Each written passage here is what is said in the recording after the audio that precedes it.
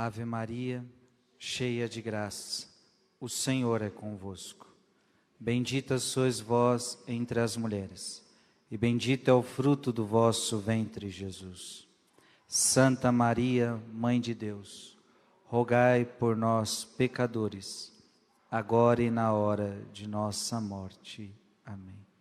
Vinde, Espírito Santo, enchei os corações dos vossos fiéis, e acendei neles o fogo do vosso amor. Enviai, Senhor, o vosso Espírito, e tudo será criado, e renovareis a face da terra. Oremos, ó Deus, que instruíste os corações dos vossos fiéis com a luz do Espírito Santo. Fazei que apreciemos retamente todas as coisas, segundo o mesmo Espírito, e gozemos sempre da sua consolação. Por Cristo, Senhor nosso. Amém. Hoje é quarta-feira, estamos neste retiro quaresmal, e toda quarta-feira a nossa meditação é sobre a família. Hoje nós vamos ter uma pregação, talvez uma das mais importantes, sobre a família dentro desse retiro quaresmal. Estou baseado nos escritos de Santo Antônio Maria Claret, portanto, um santo da Igreja Católica. Então, tudo que vou dizer e falar é baseado neste santo, que vai nos orientar coisas fundamentais para a sua família, para o seu casamento.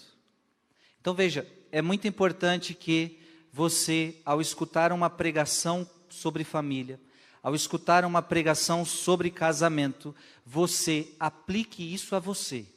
Você aplique isso ao teu casamento. Você aplique isso à sua família. Amém? Hoje eu vou falar sobre algo muito importante. A finalidade do matrimônio. Ou melhor, as finalidades do matrimônio. Para que você casou? Qual é o fim do seu casamento? Não é simples como o mundo pensa e como o mundo age. Casamos para ser felizes, aquela coisa abstrata. Quando nós perguntamos o fim do matrimônio, lembremos-nos de que Deus criou o matrimônio, Deus fez o matrimônio desde o livro do Gênesis. Desde o livro do Gênesis. E depois vem Jesus Cristo em Mateus capítulo 19, elevando o matrimônio a sacramento. Então veja, Deus fez o matrimônio, foi Deus quem fez. O homem deixará seu pai e sua mãe, e se unirá à sua mulher, e os dois serão uma só carne. Vem Jesus e reitera isso, e eleva isso a sacramento.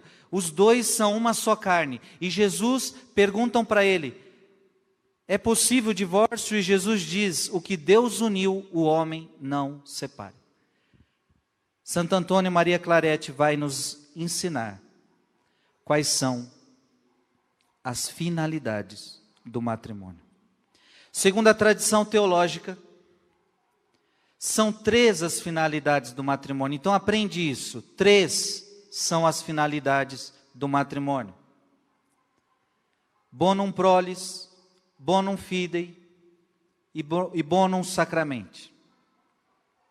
Está em latim.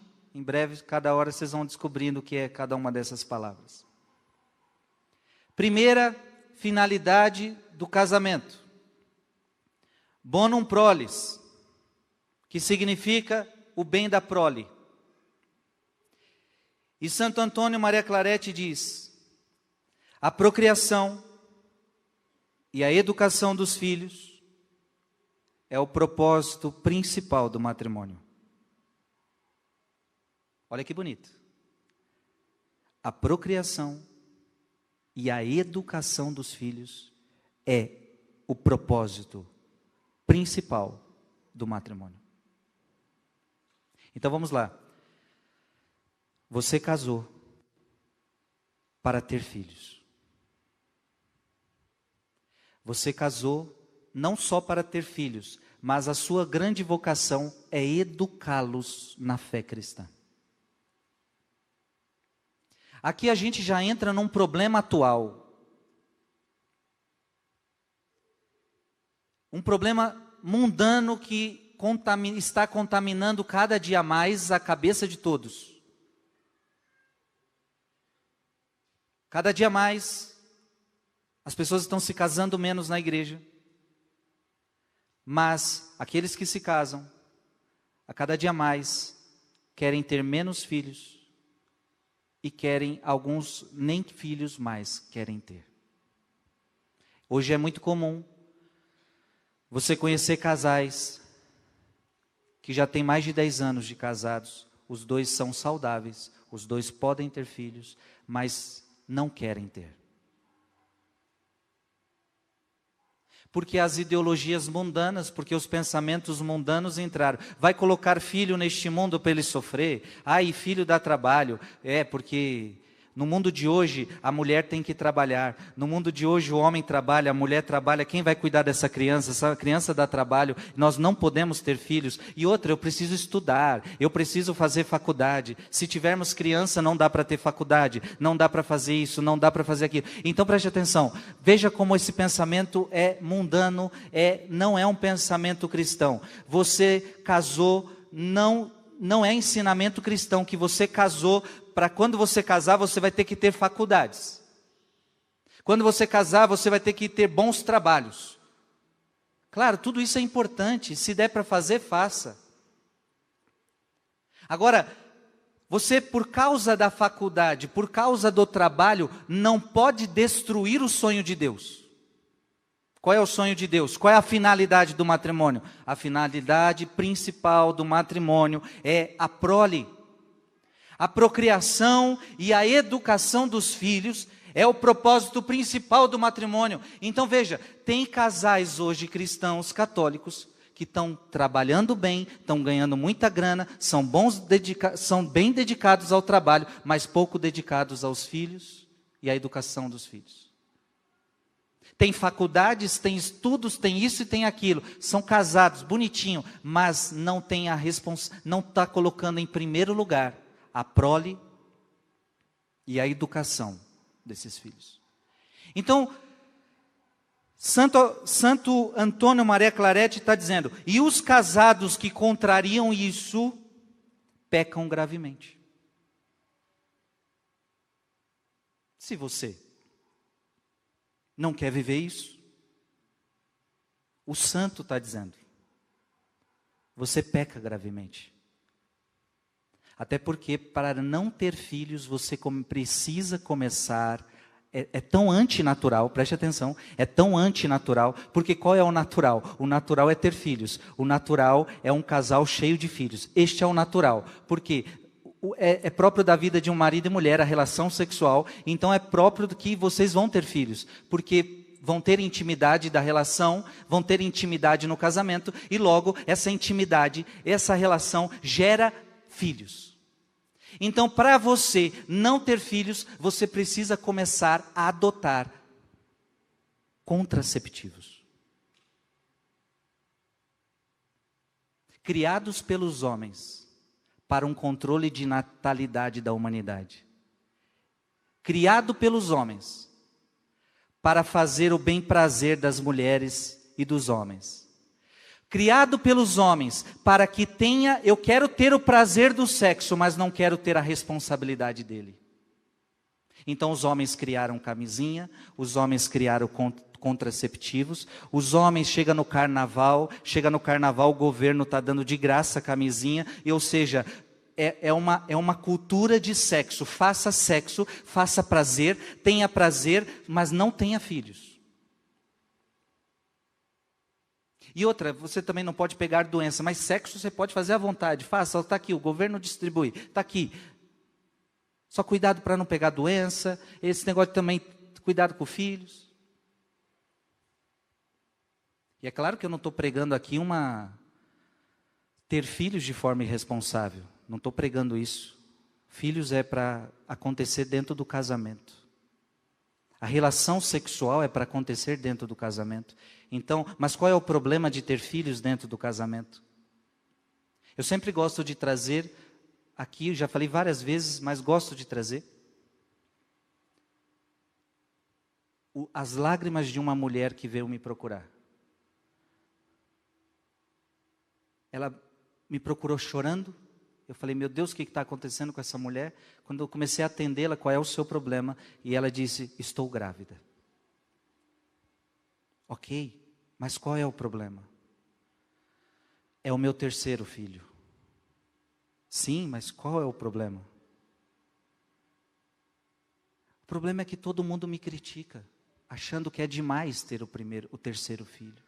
Eu estou me sentindo sufocada pela sociedade, que me olha, mais um. Mas eu perguntei para ela, você é casada na igreja? Sim.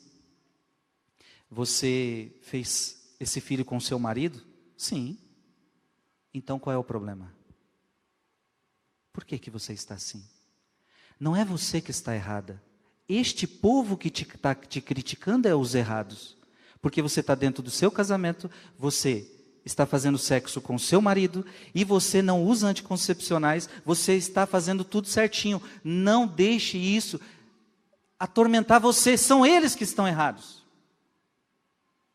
Aquela mulher saiu mais aliviada, sorrindo e aceitando a sua criança.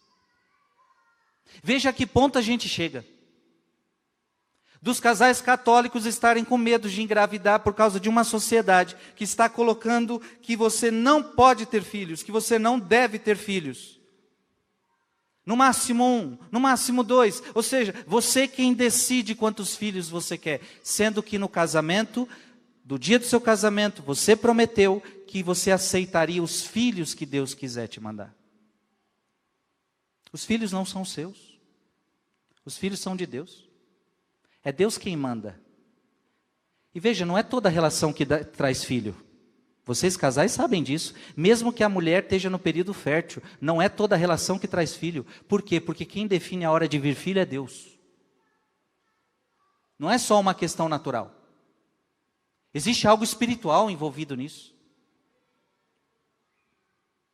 Então, Santo Antônio Maria Claret está dizendo, a procriação e a educação dos filhos é o propósito principal do matrimônio e os casados que contrariam isso pecam gravemente. É verdade que se de comum consentimento querem privar-se da liberdade que o estado de casado lhes concede, poderão se abster, pois ninguém os obriga, mas se não se abstêm e fazem uso de algum artifício contra a concepção natural, então tudo quanto fizerem nesse sentido será ilícito. A não ser que esse casal fizesse um pacto, os dois de castidade para o resto da vida, querem viver juntos, mas não querem ter sexo, querem viver, é o que o santo está dizendo aqui, como a Virgem Maria e São José. Não vão ter filhos, mas também não vão ter sexo. Aí, isso aqui quase ninguém faz na vida. Isso aqui é um... O santo está... Isso aqui sim. Aí sim, não vamos ter filhos, mas também não vamos ter sexo. Vamos viver uma vida em castidade. Seria um outro chamado, seria outra coisa. Chamado talvez para poucos. Porque o santo entende que se você não quer ter filhos, você vai ter que usar coisas ilícitas, contraceptivos. E isso é ilícito.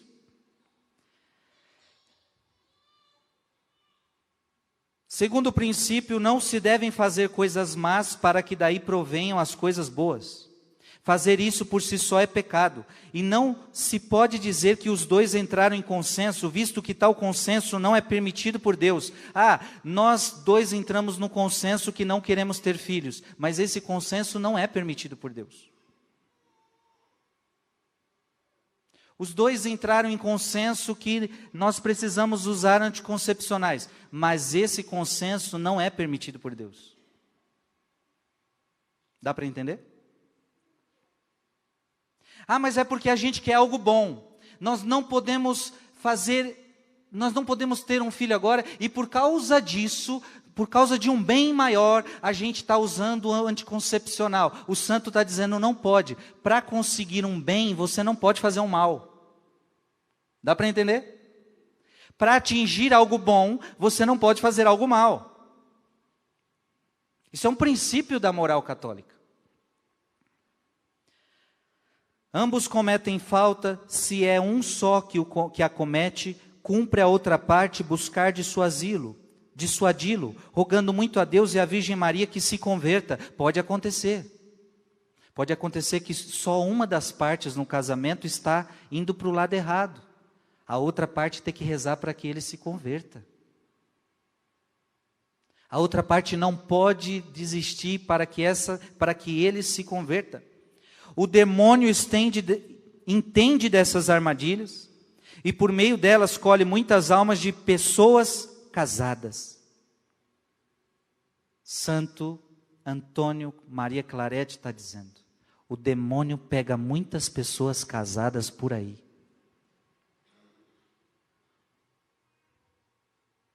Quantos casais estão vivendo errado, minha gente? Quantos casais estão vivendo errado? Olha, confesso que esse é um assunto que faz muito tempo que eu não falo. Nessa quaresma de São Miguel, eu sinto que Deus está trazendo isso, hein? Eu me lembro que na quaresma da igreja, eu não falei em nenhum momento, não peguei pesado em nenhum momento sobre contraceptivos, sobre essa realidade. Mas na quaresma da igreja, na quaresma de São Miguel tem nos ajudado a tirar de você, muitas mulheres, muitos casais, essas pragas do mundo.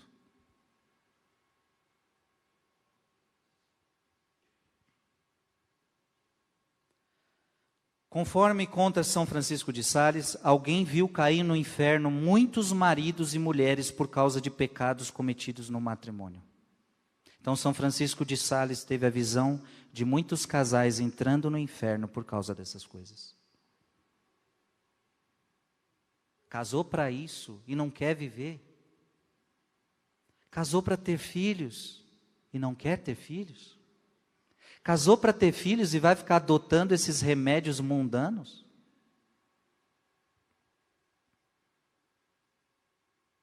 Ah, mas o médico me mandou. O médico não pode estar acima da palavra de Deus na sua vida. O médico talvez não conheça nada da palavra de Deus. Existe uma indústria por trás disso.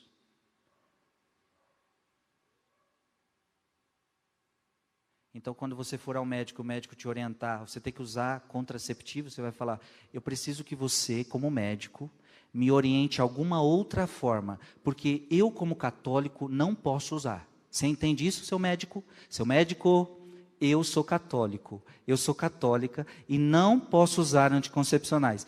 Você, como médico, deve ter algum outro jeito de me sarar, de me curar, de eu melhorar nessa situação, sem usar isso daí. E aí? Eu preciso que você me oriente. Se ele não puder te orientar, você vai procurar outro.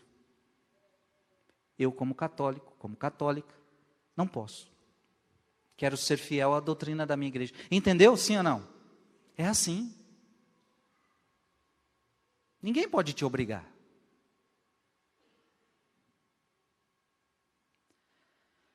Acautelem-se, pois, os casados que imitam Aer e Onã, para que não sejam castigados por eles, por Deus, que lhes tirou a vida no mesmo momento e os lançou no inferno. Quando eu li isso daqui, eu falei, sinceramente, quem é esses dois aqui?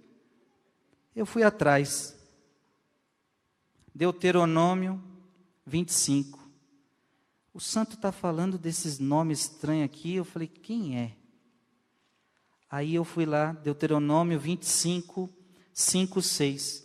Se alguns irmãos, existia uma lei antiga, se alguns irmãos habitarem juntos e um deles morrer sem deixar filhos, a mulher do defunto não se casará fora com um estranho. Seu cunhado a desposará e se aproximará dela, observando o costume do levirato. Ao primeiro filho que ela tiver, se porá o nome de irmão morto, a fim de que o seu nome não se extingua em Israel. Era algo abominável na palavra de Deus um casal que não quisesse ter filhos. Deuteronômio 25. Depois eu fui ver Onã, Gênesis, livro do Gênesis 25, ou melhor, 38. Gênesis 38, 8 a 10. Então Judá disse a Onã: vai, toma a mulher de teu irmão, cumpre o teu dever de levirato e suscita uma posteridade a teu irmão. Tenha filhos. Mas Onã, que sabia que essa posteridade não seria dele, maculava-se por terra cada vez que se unia à mulher do seu irmão, para não dar a ele posteridade. Ele ejaculava para fora, coito interrompido. É isso que está significando essa palavra, estou sendo bem claro com vocês. E Deus se vinga dessas pessoas. A palavra de Deus diz que Deus se vinga dessas pessoas. E aí o santo está dizendo: acautelem-se que vocês não sigam o exemplo desses dois, que não queriam ter filhos. Porque Deus não aprova isso. Amém?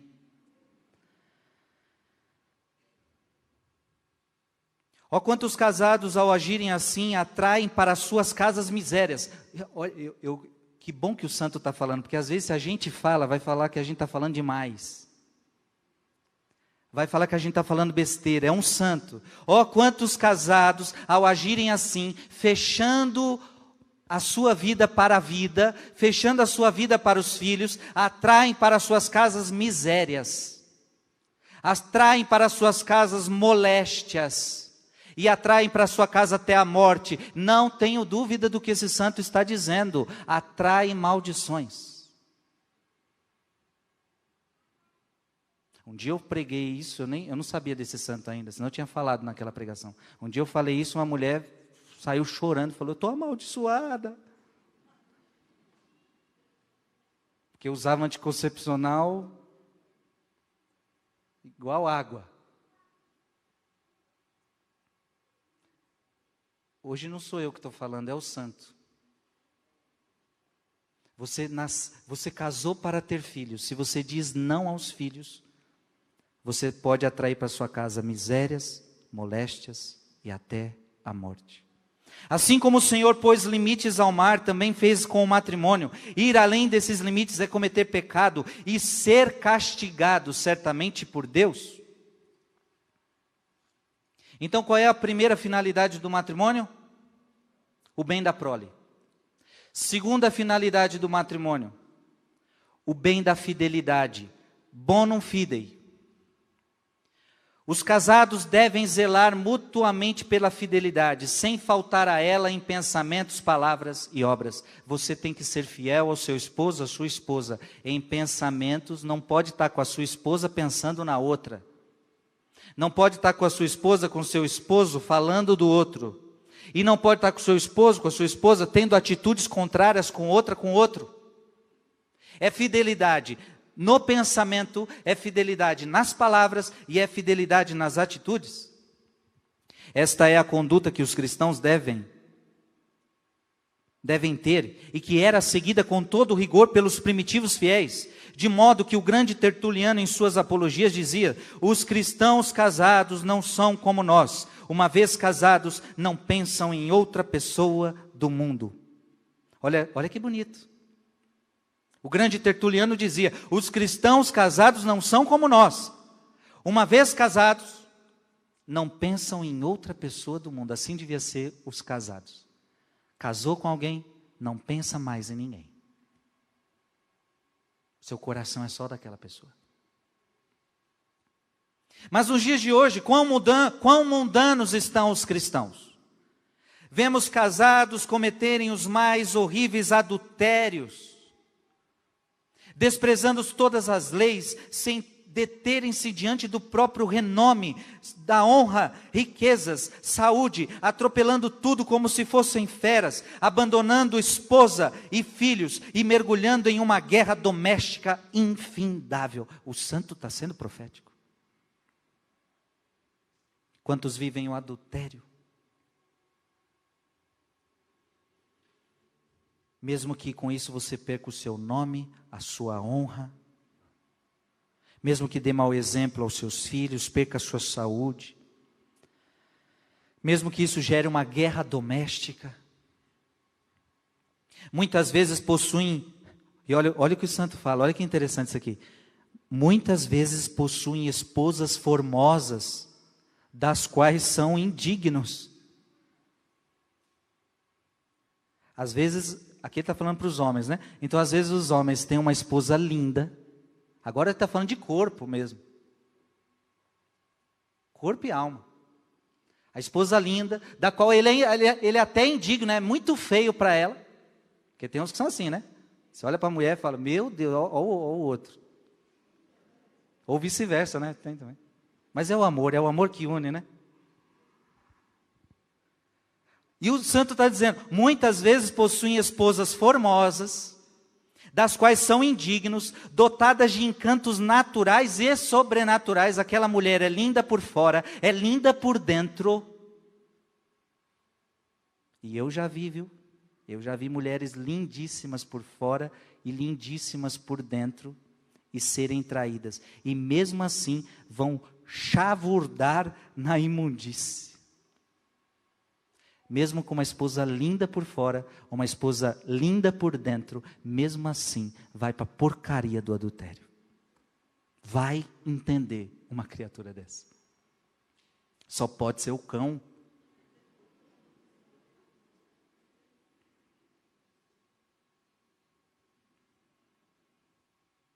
Sobre estes prediz Jeremias, aqueles que se compraziam com comidas finas, hoje definham pelas ruas, aqueles que se adornavam de púrpura, hoje estão prostrados sob o esterco.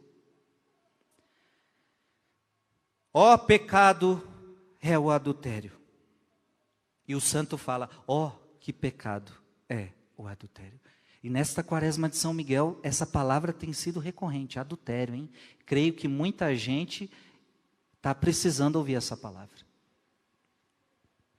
Lembrando que Jesus falou que adultério não é só ir para a cama com a pessoa, mas adultério é desejar alguém no coração. Se você desejou alguém no coração, você já cometeu adultério. No Gênesis, Deus, nosso Senhor, o chama de pecado grande. Então, no livro de Gênesis, o adultério é um pecado grande. Pela boca de Oséias, de pecado profundo. Pela boca de Jó, máxima iniquidade. E que castigo não merecerá esse pecado? Se Deus infligiu extraordinários castigos ao faraó, o pagão, por haver desejado a mulher de Abraão, que castigo não infligirá ao cristão adúltero? Preste atenção, o adultério tem castigo de Deus? Lembra que todo pecado que a gente comete tem castigo. Tem castigo. E eu não gosto quando você entende assim que é Deus que te castiga. É você mesmo que chama o castigo. É assim que você precisa entender. O teu pecado chama o castigo. É o teu próprio pecado que te castiga. Por exemplo, a pessoa que adultera, ela começa a viver um inferno na sua vida. O teu próprio pecado faz você ser castigado. A tua honra vai embora, o teu casamento entra em guerra, teus filhos, tudo começa a ir para o brejo.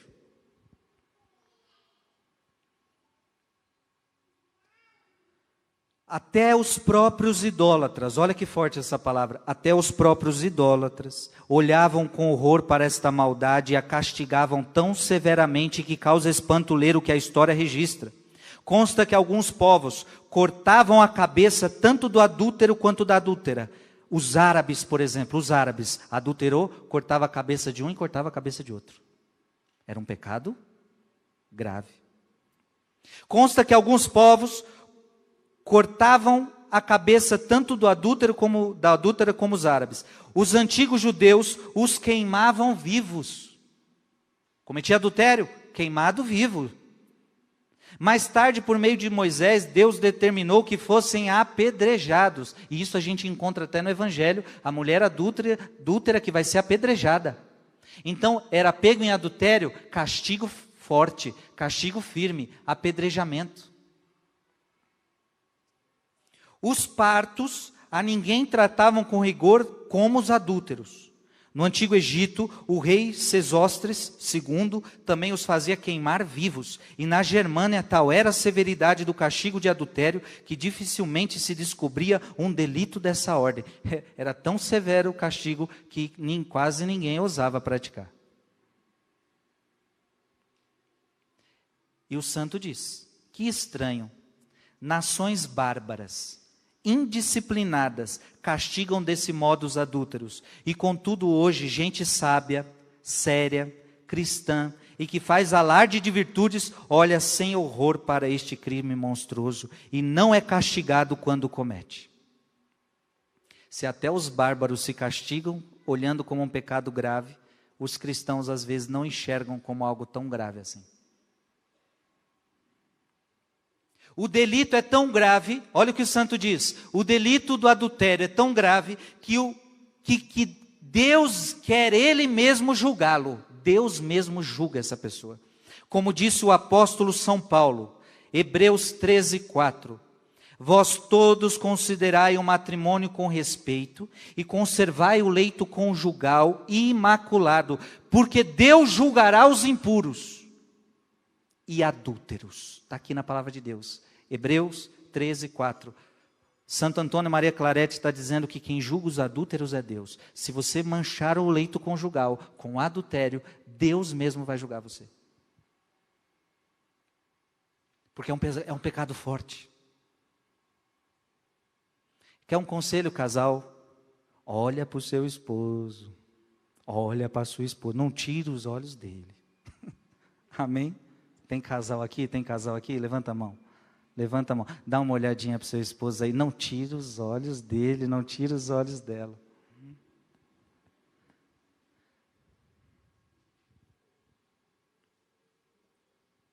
E o castigo de Deus será como? Será eterno.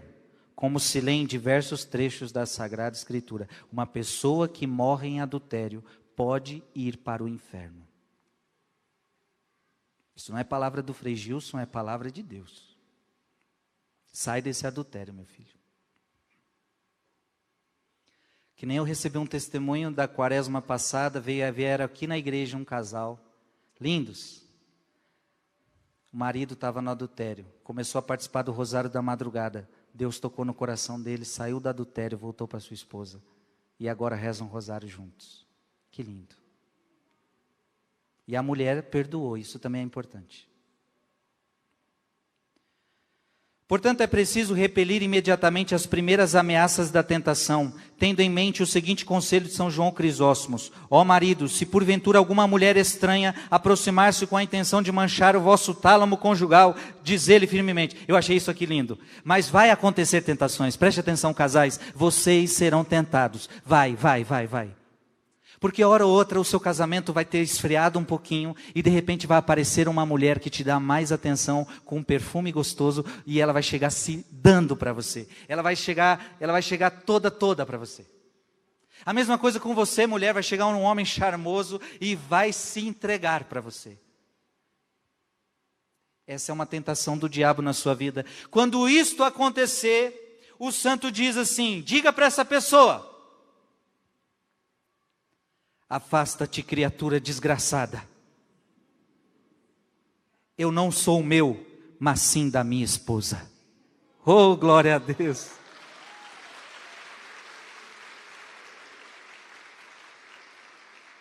Tem coragem de fazer isso, homem? Tem que falar. No WhatsApp, vem ensinando conversinha. Afasta-te daqui, criatura, a partir de hoje você está bloqueada. Eu não pertenço a mim, mas pertenço à minha esposa. Olha que lindo. E vós, mulheres, se forem requisitadas por alguém, diz-lhe sem demora: vai-te, tentador, eu não me pertenço, eu pertenço ao meu marido, eu pertenço ao meu esposo, somente. Ai de qualquer um dos cônjuges que faltar a fidelidade. Se você faltou a fidelidade, arrependa-se, vá para o confessionário, confesse e nunca mais faça isso. É claro que Deus não, na igreja católica, ninguém vai apedrejar você, ninguém vai cortar a tua cabeça mais. Ninguém vai mandar apedrejar você. Mas vá ao confessionário, peça perdão dos seus pecados. Tanto por não querer ter filhos, vá para o confessionário dizer: eu pequei usando anticoncepcionais, eu pequei privando os filhos no meu casamento, eu pequei adulterando no meu casamento. Tive conversas indecentes, nunca fui na cama com essa mulher, mas ela me enviava nudes, ela me enviava ela pelada, eu enviava fotos minhas para, mas nunca fomos para a cama. Isso é adultério. Isso é adultério. Houve um relacionamento, nem que seja virtual. Quantos sexos hoje virtualmente? Sim ou não? Sim. Essas pragas de site, essas pragas de aplicativo. Terceiro, qual é o primeiro fim do matrimônio? O bem da prole. Segundo, o bem da fidelidade. Terceiro, o bem do sacramento, bonum sacramenti. O bem do sacramento, a indissolubilidade da união matrimonial. Os casados devem ficar juntos até morrer. Isso significa o bem do sacramento. Ficaremos juntos até morrer. Está entendido? Mas não é para matar o outro.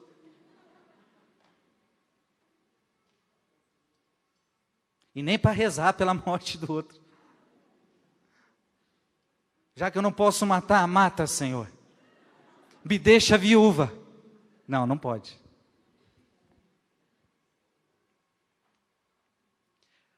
O bem do sacramento é que vocês vão até a morte. Ai dos que se divorciam. Não é da vontade de Deus o divórcio.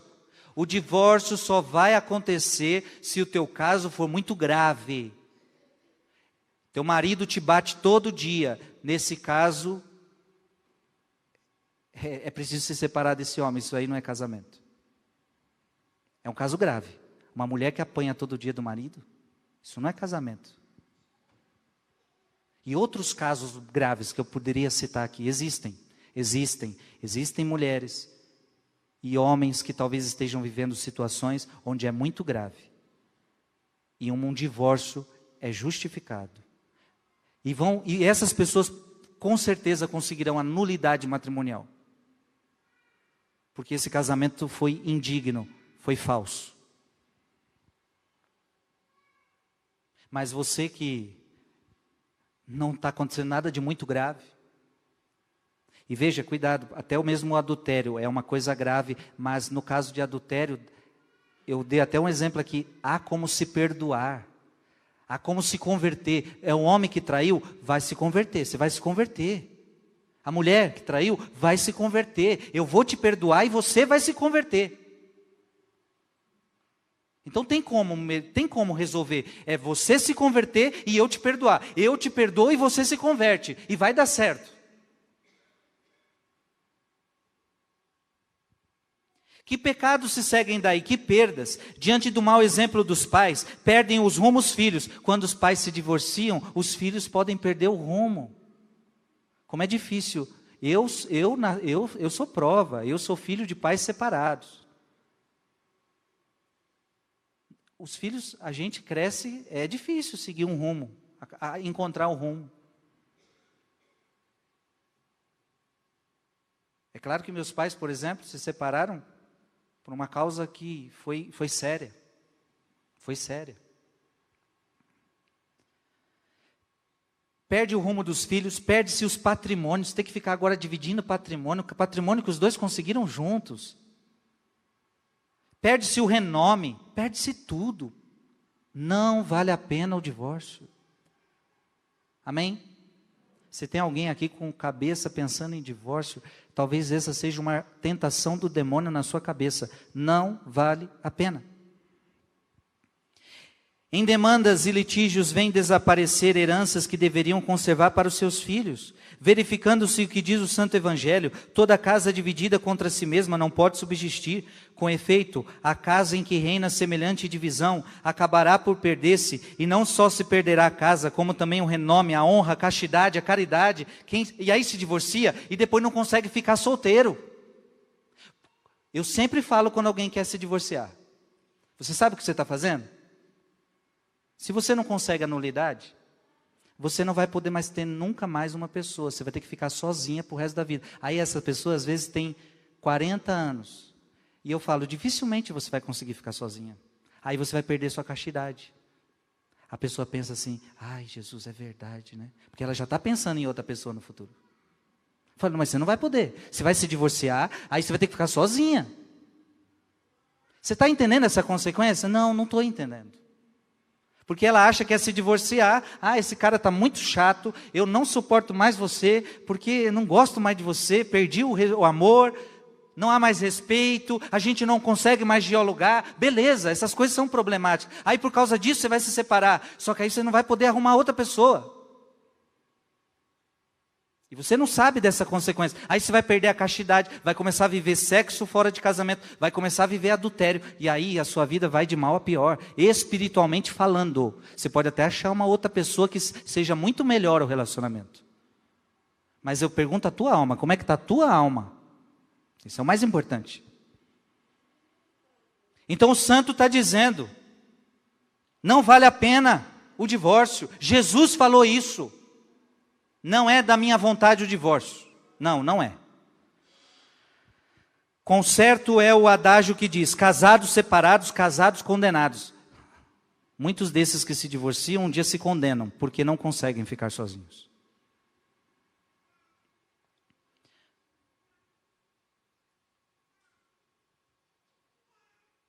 Eu não vou continuar lendo, eu acho que já foi. Depois você pode ler o livro aí.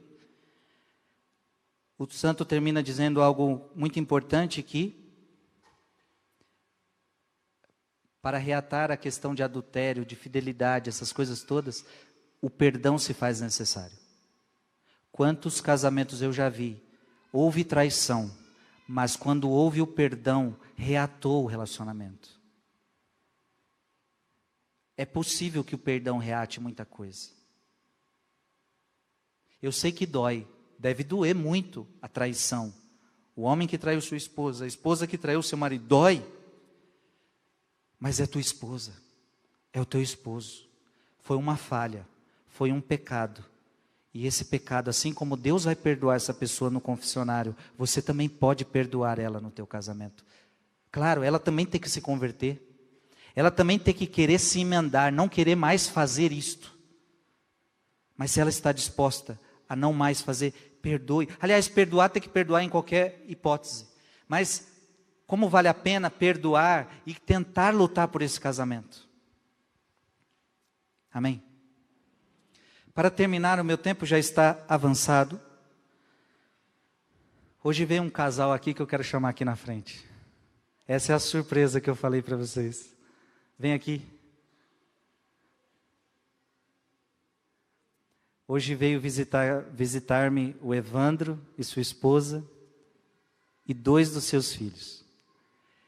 Ele veio visitar, ele tinha uma relíquia que ele tinha me emprestado de São João Paulo II, veio buscar a relíquia, veio mostrar o seu filho para mim. E eu disse para eles, olha, é de Deus vocês terem vindo aqui hoje. Lembra que eu falei? Está aí. A pregação de hoje aconteceu na prática na vida de vocês. É ou não é? Evandro, nós não temos muito tempo, mas você vai conseguir ser sucinto aí. Mas eu creio que vocês são hoje um exemplo dessas 3 coisas. Abertura aos filhos, fidelidade e o bem do sacramento, a indissolubilidade. Inclusive, pode falar desse aqui na Canção Nova? Pode? Pode. Inclusive foi tão forte porque esse daqui, eles já tinham 4, não é isso? Já tinham 4. E eles já estavam com medo dos próximos, pela saúde da mãe. Tantos fatores, já é 4, questão financeira. São várias as preocupações que passam na cabeça de um homem e passam na cabeça de uma mulher. E de repente o Frei apareceu lá na Canção Nova. E Deus me deu uma pregação muito forte aquele dia. E eu falava muito sério com os casais sobre a abertura aos filhos. Eu preguei em cima da família de Santa Teresinha do Menino Jesus. Inclusive está no canal do YouTube essa pregação. Uma nação santa começa num lar santo. Essa pregação ela foi bombástica. E à medida que eu estava pregando, quando Deus me deu essa pregação, eu falei, não acredito que eu vou pregar isso na Canção Nova. É muito forte. Quando eu pregava, eu via lágrimas escorrendo de muitas pessoas. Por quê? Ali naquele encontro, era a profecia do avivamento, eram homens de Deus que estavam ali. Mas homens de Deus que talvez estavam se deixando amedrontar, né? Por tantas coisas. Neste daqui eu via lágrimas. Eu não sabia o que era, se estava chorando por isso, por aquilo, sei lá. Hoje ele veio me trazer o Miguel, como é o nome? Luiz Miguel. Olha que lindo, em homenagem a Luiz Martin, que foi onde eu baseei minha pregação, e ele dizia para mim, a gente teve que trazer ele porque foi fruto daquela pregação. Por causa daquela pregação, nós resolvemos algumas coisas, e olha, esse menino só está aqui hoje, porque eles se abriram à palavra de Deus. Não que eles eram pagãos, viu? Eles não são pagãos, são cristãos fiéis. Mas às vezes são medos, preocupações, né? Pode falar um pouquinho e fale quantos filhos vocês têm.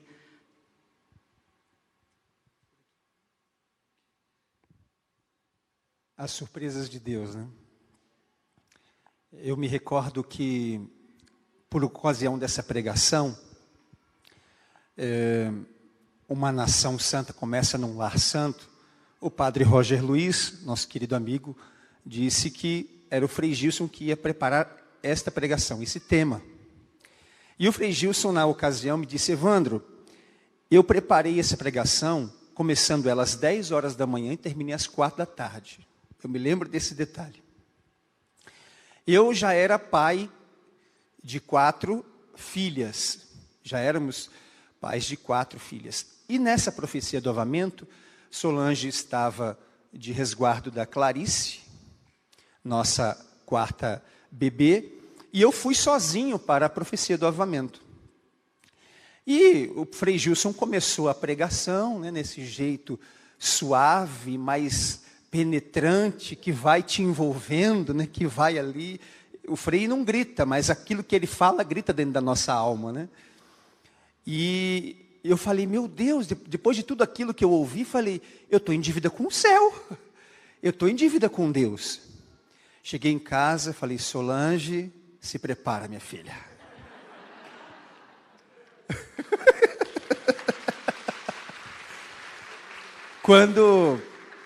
Quando nós ficamos sabendo que estávamos grávidos, eu fiz a novena em honra a Santa Teresinha, no ano passado. E terminei a novena com uma freira, a irmã Bianca, que está lá em Alençon. E quando ela fazia uma oração, eu estava fazendo isso pelo Instagram, e ela fazia a oração, eu fechei os olhos e via nitidamente uma criança, um bebezinho. Solange já estava grávida, e eu vi um bebezinho, e um bebezinho menino.